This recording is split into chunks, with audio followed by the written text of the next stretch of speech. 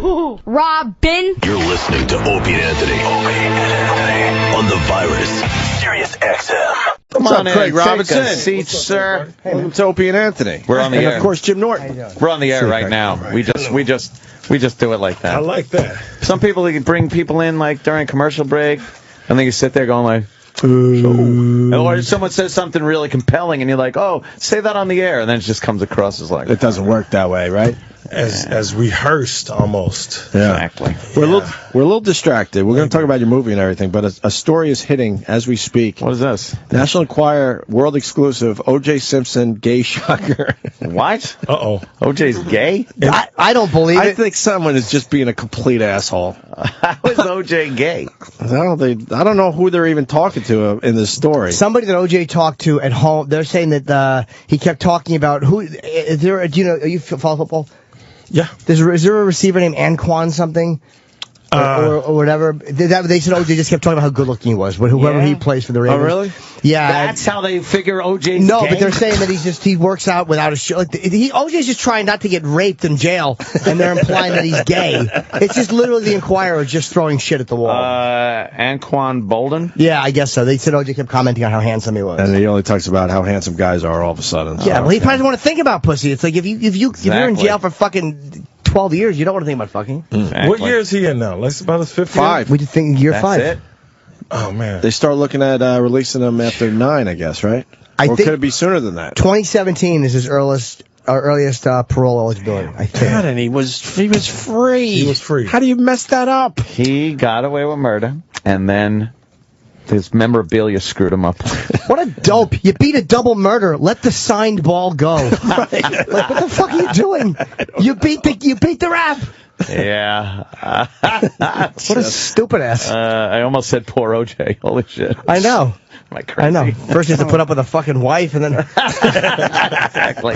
takes care of business. And Want some twink driving around in his cars? exactly. But this has nothing to do with Craig Robinson. No, I know. No, but we literally just way more come on interesting. now. We just got that. Well, yeah, it's hot. This is a hot story right Yeah, now. we just got handed that before. He came in. It's just because he commented on somebody's physique. And he works out a lot, and he surrounds himself with It's in prison. That's what you do. of You course. work And they out. said he's always working about his body, but it's like that's because he doesn't want to be weak or seem older. Some of the quotes, now OJ has way too much interest in guys, and he likes to show off his body to the hardened felons when they exercise in the prison yard. Ooh. He doesn't even talk about women, just about guys. Sexy. Well, that's protective. That's so he doesn't get raped and beat up.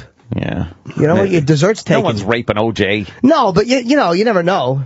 Somebody might want to take him out. But he is like a god to the other inmates, it continues. Yeah. You know, we have Craig in here. What are we doing? Well, it says he prances Poor around guy's hot off the press. flexing Hot his off the press. muscles, wearing only a pair of gym shorts. I know. He's sexy it up in The here. point is, this is ridiculous, Craig Robinson. That's what we're getting at. Agreed. Okay. Agreed. Escape from Planet Earth, this is going to be a big movie.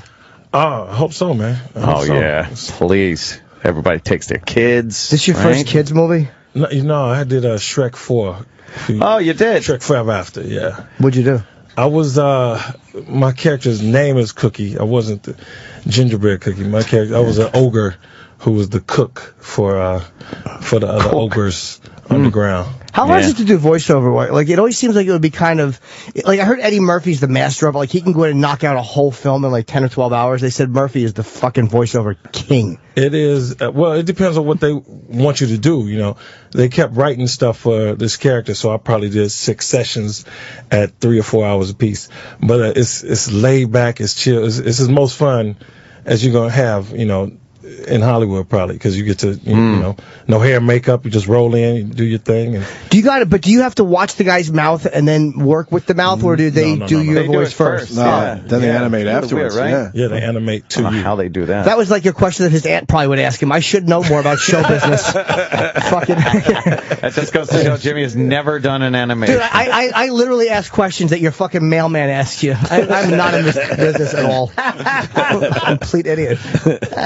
shit. So it's in fucking in 3D. Yeah. That's the way you want to be, though. That's like kids' movies are. That's why Eddie is so smart. It's like he's still making $50 million a year. They make the most money. It's crazy what they make. So yeah, it'll be real interesting to see what this does this weekend. No, why? Because there's not enough of these films out there. So if you're a parent, which I am there, Craig Robinson, you eat up all these. You buy every single one. It doesn't even matter if it's bad.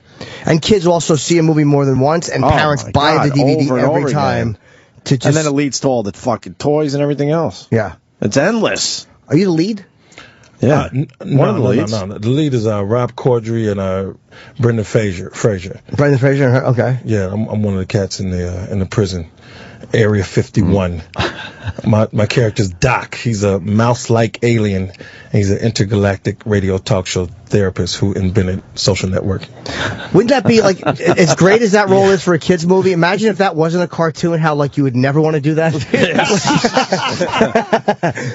Yeah, right. If it wasn't an animated thing, you'd be like, no, I don't think I want to play that guy. I don't want that role. Hey, that sounds pretty good though. I saw the trailer for it. Gervais is in that too, right? Yeah, Gervais, Jane Lynch, George Lopez, Sofia Vergara. Yeah, it's crazy, man. Sarah Jessica Parker, Jessica Alba.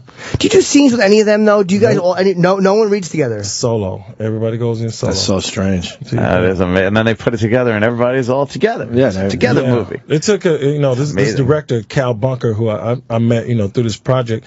He's dope. He had a vision for this thing, and it was nice to see it come together. I would be in there, each session, and each time he showed me a little more animation or a little more, storyboard or whatever. So to see the final product, which I did a couple Saturdays ago, the premiere was what do you do for like motivation? like all right, here's a character.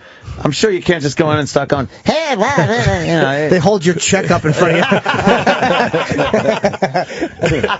Well, like I said, the director, man, he really, he wrote it. So him and his writing partner. So his vision stayed true the whole time. He kept you on point. And that kind of stuff, he just sitting there going, yeah, smile through it. Oh, okay. Doc is always, happy and always has the answers, So, and even if that's the beauty of animation too, voiceover. Even if you start off flat and you end up on a high note, it's like, okay, let's go back to the beginning and get that other stuff. Yeah. Wow. You're a good actor, dude. You've done a lot of. I noticed you did a lot of kind of. Arrested Development was totally scripted, or was there room to kind of? I had 3 lines in there, so really wasn't a lot of room in that one. And how about, and obviously in Curb and on The Office? Curb, you improv in the audition, and then that made it to the final. So whatever I improv in the audition was it. And how much of The Office? Because I always thought the original was it was this big, that seemed like it was all improvisation, but Gervais was like, no, every single line was scripted. And ours, when Steve was there, he used to change it up quite a bit, so you just had to be ready. And then we get to play, but the writers have captured the voices, so it's like, damn, that's exactly how I would say that. So yeah, you get to play some, it's definitely encouraged. But it's pretty much out there. Did he have? Thank you for that, saying I'm a good actor. You are. It's like I'm always kind of happy / nauseous when I see comedians doing really well as actors. Because I'm not. So I'm kind of Jimmy. No, but it's good to see comics doing really great acting work, and then you're like, oh fuck, I want to do more acting. But you should come on out, man. I had an audition today that I couldn't do because I'm doing something else. Exactly. Go on tape. Y'all New York cats, man. But they said go on tape. You can't go. No, but I had to put myself on tape. Like they didn't even have a casting director for me to go. Yeah, it was you gotta set up your own camera in your apartment or something. Yes. My stupid manager goes, well, maybe you could do it on your iPhone. I'm like, are you a manager in comedy? Fuck up. How about he films you at least? How about that? He at least comes by and films you? Yeah. You got your iPhone handy. It's nice to know we could just bamboozle him and tell him that it's an audition, get the tape, and then post it on YouTube. It was actually for something for Two Broke Girls. It was really a funny. Oh, damn! It was a very big part. And you just didn't do it? No, it's not because it was. I would have had to go on. I'm taping something for NBC today, which is it's a show on air. Michelle Beadle, is that how you say her name? Yeah, she has a show. It's like I can't. And I have to write for that, so it's like you can't give up a live TV taping for an audition on your iPhone or on tape. You can't. Well, look who's busy. And it had to be See, done you like are that. busy, Jim. Well, today. Busy Jim. But it's not about today. Wait, when is the Two Broke Girls due? It would have had to be done sometime today. Because and Craig wants to emailed. do it. You had an iPhone, Craig, if you got the part. It was really a really funny part. It should, why not have somebody at the NBC thing today film you and then you just email it off? That would have been a great thought had I had it yesterday and looked at the script more than once. Oh. But no, I didn't. My manager called and he talked to them and they said it's not. You know, it wasn't like they were just. The casting director just likes me, so they weren't gunning to get me. Gotcha. Jimmy. You know. Jimmy. Poor Jimmy. Well, I had another thing today. I couldn't. So it's not that And I bad. got You know. Where you from originally? Me? Chicago. Oh, not you. Chicago, huh? Yes, sir. You get back there a lot? I try to get back for holidays. So Yeah. I went back for Thanksgiving, but then my sister just moved to Vegas, so we all went out there for Christmas. But yeah, I try to get back for like a Mother's Day. Got the family all over the place, kind of a thing. Exactly. Yeah, it's a bitch. Brother lives here actually in Brooklyn. Are you from a nice part of Chicago or a not nice part of Chicago? South Side. It's Baddest part of town. It's a mixture, a little middle class / hood. Yeah. Yeah. Is it like New York where one block is good and the next block is frightening and you better know where you are at all times? A little bit. Yeah. There's definitely a lot of that going on. You can always tell. I did a gig there with Dice years ago, and when a driver will take you to the venue, but you know they always take you the route they know. So if the guy is from the hood, he takes you through the hood. That's how you get to the venue because that's the route he's most comfortable taking. Yeah. So this guy took us from the hotel. Ooh. Really? We went through a frightening. Yeah, we went to the Rosemont Theater. What was so frightening about it? We didn't feel menaced, but you just knew that you were in a very You could just feel it. dangerous. Yeah, you knew that. Wow. I was thinking of that scene in Vacation. Excuse me, home? Where's the highway? Yeah. Fuck your mama. Fucking hilarious. Is Cabrini Greens overrated or no? I mean, I was gone now, but was that an overrated or was that really terrible? No, back in the day, it was pretty dangerous. Yeah? To go through there. Yeah. And what was that about? That's like the very Just the famous. worst of the worst? Yeah, man. That's like a really famous. A famous project. Right. Like near downtown Chicago. And it used to be. I remember a buddy of mine, we were about to ask some police officers for some direction or something. I don't know why we stopped. And he was like, yeah, they're having a shootout. Can you guys scoot over there? Yeah, they're a little busy right now shooting. We're going to have to move away. So you would walk by there and not have a problem, though. Yeah, I could go down. I used to teach down there, actually. I used to, after school, I would go down and do a music program. What do you do musically? I play keys and sing. And I used to teach K through 8 music, but then I bounced out. And What do you went to Hollywood. sing? Blues? What, do I sing? I sing? Yeah, no, but I didn't know. It's like I know Craig. I didn't know he Hopefully sang. blues, because we're all big blues fans in this room. Not me. I could do a No, little you're a blues. fan. Ed. You can. But I just sing. Whatever. I grew up singing, like classical, all kind of stuff, man. That's good for getting laid. Chicks like that. They do. They really do. Women, nobody wants to fuck the drummer or the bassist. That's why the rest of the band. They do like the drummer. What? They do like the drummer. Really? Yeah. If you're Tommy Lee, maybe, or if you've like Lars, but the drummers always have that weird complex because they're in the back. You don't think Pete Best was getting any pussy? Not without a pistol. No. I used to be in the Beatles. They say, "What band did you used to be in?" And he's fucking smash him in the side of the head with a drumstick and fuck him. That's the only shot he had. Hey, when Carell left, did you think the show was over? Nah, because we had Greg Daniels who ran King of the Hill, and he's got Simpsons fame and all this, so he knows what he's doing with television. It just was a matter of like the captain left the ship, let's get it straight. Did you think Gervais might come? There was a rumor that Gervais might come and he might not come. Did you think that was true or no? Come and in place of Carell? Yeah. Nah. Or at least do something. Make it There were way rumors too he much would money. just do a walk-on or something just to pump it up. I think he did a walk-on. once. Oh, he did? a walk-on. When I'm out. Steve was leaving, they met each other in the hallway. Oh, that's right. It was and really they kind quick. of had this like mutual respect, like, hey, you as goofy as I am. I forgot about that. You're right. Yeah, but other than that, nah, I don't. Nobody was trying to come in there. They got James Spader for a minute, What happened to Spader? I mean, he's a great actor. Yeah, he's dope. Did he stink in that? No. I love what Spader was doing. It was like Shakespeare when he's on set for real. He's doing these long monologues. And just watching him act is great. I don't know the whole, inner workings of his contract or this, that, and the other, but Well, how many episodes did he it turned do? out he just did a year. Oh, all right. I didn't think he did a full year.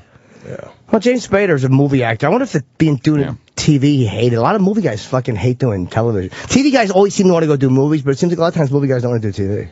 I don't know. I see a lot of them coming in. Yeah, I think it's starting to change. TV's got a lot more credibility now because they're opened up a lot more with some of these networks. Like they're Kiefer allowing. Sutherland doing a 24. Oh, right. Yeah. Kevin Bacon on now. And There's a lot more latitude now than there used to be on television. You get away with a lot more. Creatively. Yeah. Creatively. Right, like who else? Christian Slater did a series. I guess, once a few guys do it, the rest of them are like, fuck it, we're not going to take $80,000 a week or $100,000 a week, whatever they make. I know, right? So you get recognized everywhere, but Not everywhere. no one knows your name? Is that the deal you got? That's exactly what goes on. Yeah. Daryl, office! That guy. Knocked up! Yeah. Yeah. Once in a while they'll know. But I think that's right after you catch them Googling.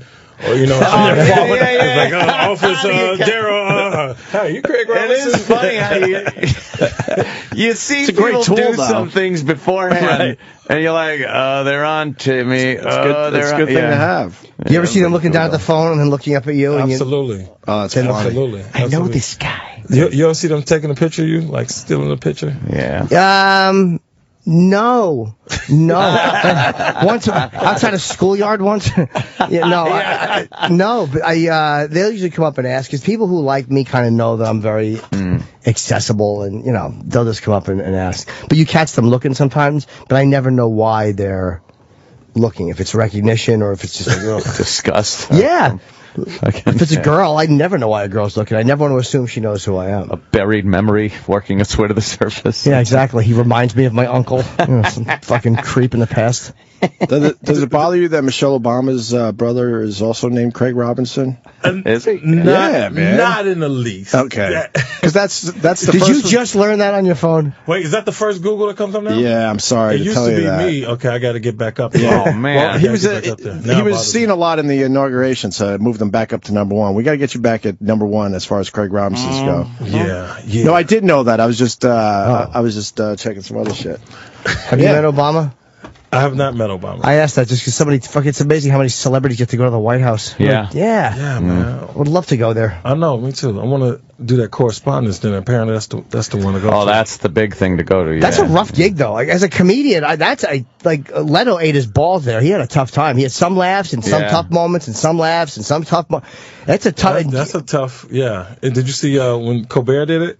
But he just went straight against Bush. But he had a rough time too, right? Oh yeah, it was like no laughs. He just was doing a speech. Oof. But he can handle that. He seems to be the type of guy that can handle that. It was dope. Yeah. Yeah, he had a rough time. I know Imus had a really rough time. Seth killed. They loved Seth. Seth Meyer killed it. He was genuinely comic funny. He's dope. I saw him host one of those ESPYs one time. He's really good. Wanda did well. I thought she was really ballsy because she had a line about 9/11, which she did in front of Bush, about Rush Limbaugh being the 20th hijacker. Oh, no, she did it in front of Obama, about Rush Limbaugh being the 20th hijacker or something. Like, you know what? I was like, fucking tip your hat to anyone doing a 9/11 joke in front of the active sitting president. Yeah. But that's a gig you probably wouldn't want. Didn't Whoopi do one once or something? I'm not sure. I don't know. I remember her doing something and getting a lot of shit for it. That was with Ted Danson. They did that. Was that the No. I mean, correspondence? after that, I think she did something, and language-wise, they were all like, "It's like shut the fuck up, I'm gonna man." Google That's what that. people are. Are you googling that? Google that. Like people Let's find invite out. people to come and do this stuff, and then they get all pissed off when they do what they do. It's like, fucking shut up. Well, yeah, I guess they expect you to be clean. Like, Seth is a good choice for that. He works clean. His whole existence on SNL is clean on live TV. Yeah. So, don't get a guy who's going to be edgy or dirty. It's silly. Yeah. What else you got in the pipe there, as they say in the pipe? Not much. Not I you, Jimmy. The Office, is ending, and so we have 4 episodes left, and I'm going into production on a sitcom, my own joint. It's untitled, but it focuses on like me being playing in a band at night and then being a music teacher during the day kind of thing. It's going to be a one-camera shoot, right? Single camera, yeah. Now, which means that half of it will be improv, or are you going to do the same thing and script most of it? Oh well, I have free reign to play around. It's definitely a scripted series, but you get to play. So it's not like you come in like, okay, make up a scene. It's already. What's the push of the story? You're a musician who's. I get a teaching gig, and it's like just an inappropriate kind of dude in front of a class of kids. Oh, okay. Yeah. How old are the kids? It's a junior high. All right, so maybe you have like Which is what I used to do. Come on, stop running in the hallway! So I'm just letting you know I know how to do this. I'm very good. One, Jim. Are you auditioning right now? That's I'm just letting Craig know that I'd be very good. Give me your iPhone. You clap the erasers. Clap the eraser. You got to get this on your iPhone. What's wrong with you? I would just come in and I would come in and improv the scene. I would just do all old man references. You know what I mean? Where's your chalk? What? Boo. Are you bummed the Office's ending? It's been a long run. Well, yeah, it's that bittersweet. The sweet part is getting my own show, and but the end is like, you just wonder what. Yeah, it's bummy. It's bummy. Yeah, because I mean, you've been hanging out with those people for a long time. 9 years. 9 years. Yeah. Wow. But you got syndication at least. I mean, that's the Yeah, I wasn't in all episodes though. I started off like a couple here, a couple there, and then the last couple of seasons. Oh, I've been okay. all produced, so it's it's still not like they retire. That means that's not pay or play. That's the best. Pay or play is the best. I hope he gets some good pocket money though. Oh yeah, he's gonna get some nice pocket money. What did you do with Jerry Minor too? I saw who Jerry was in Lucky Louie. Who I love Jerry. I mean, he's best deadpan in fucking history. Jerry's dope. Yeah, he's very funny. We did a song called "Somebody's Fucking My Lady," and that song. When I went to audition for The Office, the creator Greg Daniels was like, "It doesn't get much funnier than that," And when I went to audition for Knocked Up, same thing. Judd Apatow was like, "That's the funniest thing I ever saw." So that definitely got me a lot of. That's what you need. Is a good fucking. Was it audio or was it a video? It's we just did it on like 4 different shows: Cedric the Entertainer, the Comedy Central Commies. We did it on Bill Maher, and then it was a joint called Sketchpad 2. So it was just like these two 70s characters. One is L. Witherspoon and Chucky. I was the sidekick Chucky, and yeah, you gotta see the video. But it's up on YouTube. But it was never a produced video. It was always one of these shows. What'd you do on Bernie Mac's show too? He's a comic I never met, but Bernie was a funny dude. Bernie's from Chicago, man. Bernie, all respect to Bernie. He I just did a guest star on his show one time, but he used to have in Chicago. He used to have a room where it was Tuesday night, and at 8 o'clock, the show started, but at 5 o'clock the room was packed because everybody was coming to see Bernie do his thing, and he would showcase 2 Chicago comedians and 2 Chicago singers, and he was doing sketches and all that in between. It was awesome. Wait, the show, people just got there early because the seats would be gone? They got there early. Yeah, it was a small club called Miltroneers in the bottom of a Hyatt or Holiday Inn or something downtown. And yeah, it was like, 125 seats or something like that. So. Well, this is after he was already packed. huge? Yeah, and he was on his way. It was before Kings of Comedy and that kind of stuff, before the Bernie Mac show. He wasn't on television. Was it after Def Jam or before? Because he had a defining it was Def after Jam Def set. Jam. Yeah, it was after Def Jam. I think whoever was on, I think we talked about this before, whoever was on before him absolutely died. And they were a rough crowd that night.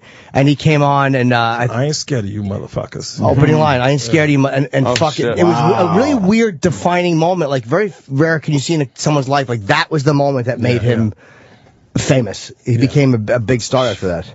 Yeah, I need that moment. I've tried that, but I do it at the wrong times. I'm not scared of you like I've done it in senior citizen homes. Oh, yeah, I bully the elderly. I would love to do that. I want to do a sketch where I bully the elderly. Not even a comedy. Man, I keep seeing your face in your book, your picture you took with Al Roker. Oh God, yeah, that was at the fucking Trump roast, I think. Oh, yeah, but the actual pic to the little surprise in the middle of the book, that was dope. What was that? Where I bashed him? You were bashing him, and all of a sudden you were like smiling with him. Oh yeah, that was the Pat Cooper roast. I took a picture with him and Pat Cooper. I had a thing with Al Roker too, where Ron and Fez's show after us were interviewed. We had just come over to here, and they were interviewing him one day, and so they're like, well, do you want to call in today? We're going to have Al Roker. I'm like, well, no, he's never, I've said what I had to say in my book. But then I get a call on my cell phone, and they're like, hey, Al Roker's here. Do you want to come on? So I assumed they had been talking about this, and they were asking me. So I'm like, well, I don't want to be a pussy. If I said it in my book, and they're asking me to, he wants to, I have to say yes. You can't cower. So then they put me through, and Ron goes, "Hey, Jim, Al Roker's here." And I'm like, "Hey." And then he goes, "What do you got?" And they just kind of put me on the spot. So, oh, no. So then I had to call him out for getting Imus fired, and he felt like he was, what's the word, sandbagged or? Blindsided. Blindsided, yeah. Ambushed. Ambushed, that's the word. Bushwhacked. Yeah, no, ambushed. You've been bamboozled, hoodwinked. Yeah, no, it was that. All right, well, that's my Al Roker story. I like that anticlimactic story. And just in time, because we are wrapping up. Yes, we are. Yes, 10 o'clock, we we finish. For another day, we're done? Yeah. Yes. We're right on schedule, as they say in the jolly old England. Escape from Planet Earth with Craig Robinson, animated film in 3D, opens Friday. I'll be there. I'll be there with my kid, man, checking it out. Thank you, Craig. My pleasure. Coming Thank in. you. And this is the end, Absolutely. June the 14th, and Mr. Craig Robinson on Twitter. At Mr. Craig Robinson, MR Craig Robinson. And don't forget We the Peoples and Rapturepalooza. There's a couple of things down the pike. Man, it's an honor to be here, y'all. For real. Oh, Thank you please. very much, man. Cool. Thanks for coming in, Craig man. Robinson, everyone. Very good. Tell him, Fred. The Virus. Sirius XM. This is the Opie and Anthony Show.